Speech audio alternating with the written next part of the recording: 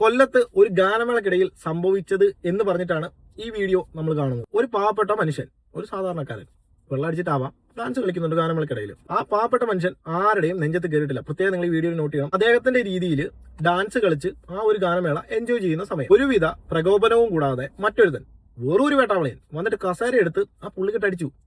പുള്ളിയുടെ പല്ല് പോയെന്നൊക്കെയാണ് കേട്ടത്. വെള്ളം അടിച്ചവൻ അവിടെ കിടന്ന് എന്തെങ്കിലുമൊക്കെ അലമ്പ് കാണിക്കുമ്പോൾ ചാടി കയറി അവിടെ കിടക്കുന്ന കസേര എടുത്ത് അവരെ തലക്കടിക്കുക മുഖത്തടിക്കുകയാണോ ചെയ്യേണ്ടത്? വെള്ളം അടിച്ചവന് കുറച്ച് ബോധം കുറവാണെന്ന് കരുതാം. പക്ഷെ വന്ന് അടിച്ചവനോ ആ ഊളയ്ക്ക് ബോധമില്ലായിരുന്നു.